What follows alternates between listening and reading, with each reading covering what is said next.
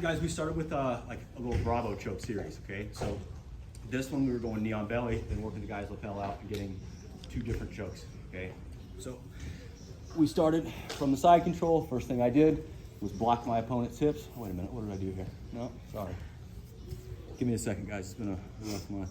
How did we set that one up? Isolate the arm.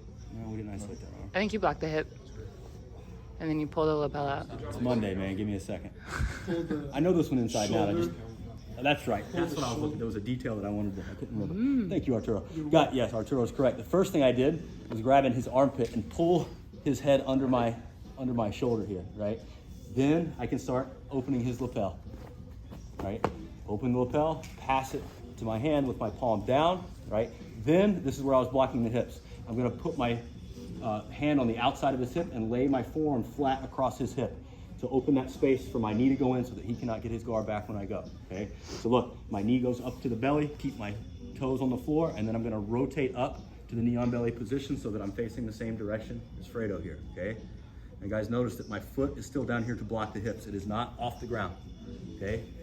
So now once we're here, I'm gonna flare my forearm, my palm facing up. I dive my hand deep under his neck and pass the grip to my hand. Okay, keeping my forearm connected to his artery here, okay? So guys, the first choke was just a simple cross choke. I just reach across and try to find that same lapel or just his shoulder with my 4 fingers, and then I'm gonna pull him up to my chest and close my elbows to finish the choke, okay? The second variation of that was once we were here, I start trying to go for the choke, and he blocks by grabbing my wrist or my knee or whatever he's grabbing. He's just blocking. So now I grab his sleeve, I put my knee on the floor, and guys, remember, this was the key here, is I need to back up to give myself space, but keep my foot blocking the hip, okay? So I back up, give myself some space, and pull him up to his side.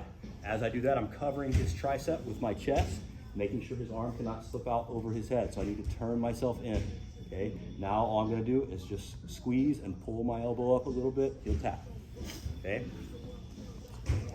That little series. Okay, so step 1 was grab the armpit, pull him in to create some good pressure.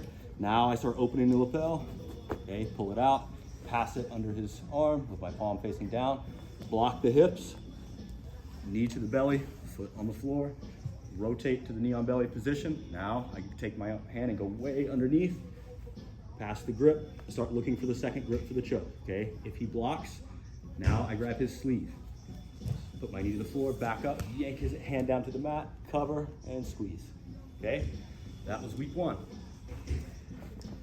Week 2, we did the paper cutter choke, okay, in the armbar. So for this one, now what I was gonna do was isolate the inside arm, but again, blocking his hips while I do this. So for this one, I'm gonna reach and block his hip, and now my other arm goes over his arm, right? And now I'm gonna start walking north-south, right? My hope is the arm will pop out. If it doesn't, I'm gonna show you how to get it out. So guys, look, I'm just gonna pick my hips up and start walking until I feel his arm come out. If it doesn't, he keeps following, all I do is just go all the way to the other side and put my hip down. Now his arm is out, and now I have to be kind of a dickhead. I'm gonna drag my hip across his face so that the arm doesn't come back in, okay? But guys, when the arm comes back, or comes out, okay, my hand is gonna go in the collar behind his lapel here, okay? And now I start going back and lifting him up on his side, okay? So guys, notice that I'm like driving my head towards his hips. Look, my knee goes in his back and all of my weight goes to his arm so he can't free the arm. Now I'm making a C grip on the inside of his elbow here and pushing his hand out of the way, blocking it with my head, okay? Now I make a thumb in grip on his collar, making sure that my forearm again connects it to his throat, close my elbow, and then sit on my left hip, okay? So guys, notice that when I do this, I'm trying to put my shoulder as close to Fredo's chin as I can. So when I sit, I don't do this. This will not choke him. When I sit, look how I try to drive my shoulder into his face. That makes the choke. Sorry, Fredo. Okay?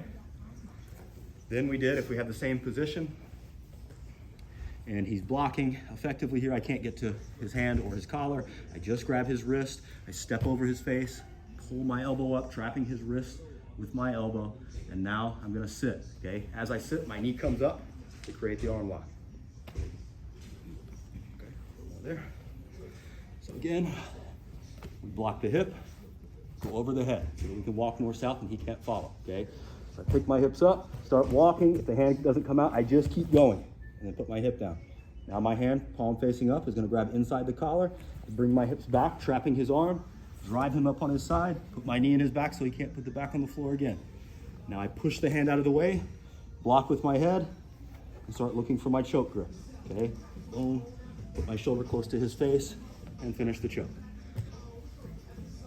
If I can't get the choke, okay, now I'm just grabbing the wrist, stepping over, I'm pulling my elbow up, and my knee goes in the armpit, okay? I shouldn't have stepped there, but whatever. Okay, guys, then last week we worked attacking the far side arm, okay? So this one, now what I'm trying to do is use my leg to isolate the inside arm, right? So the way I showed it was, same thing, I block his hip first so that I can move and he can't. I pick my hips up, move my knee to the inside of his bicep, drive it over. If I can't get it in that way, I just go over his head, pick my hips up, drive my knee over the top, okay? But we'll say that we were successful here. We got the knee in, okay? Now I switch my feet, right? So I'm just passing control from one leg to the other. Once I do that, now I can jump over his arm, thumb in the armpit, okay? Post my foot and pull his arm and his shoulder off of the mat, right? To trap his arm. My forearm is gonna start digging deep into his elbow here, look.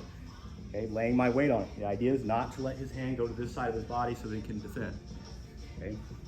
So the first one, once we got to this position, which is the simple straight arm bar, I keep a nice pinch with my ear and my shoulder, pinch my knee into his shoulder so he can't put his back to the floor, posture up and find his elbow with my forearm, hug, and squeeze for the tap. Okay, then we had the kimura, which is I just try to force his hand down behind his butt, okay? Catch his wrist, catch my own wrist, slide my forearm over his hip. That's a big detail. Okay, if you try to go like this, the guy can bridge, right, and put his shoulder to the floor. I want to block his hip with my forearm. Now I push. Okay, that makes sense? So one more, 1, 2. Before I start cranking, I block his hip. Now I push. Okay, the third one was just a simple arm bar where I drive my hand across his belly, step my foot, rotate, catch his wrist, sit, and finish my arm lock. So, real quick. So, block his hips. Okay, bring my knee to the inside, drive the elbow down, switch, jump the head, step, pull his arm up, dig my forearm deep. Okay, now I pinch, arm lock, kimura, arm lock. Okay? So guys, pick a few of those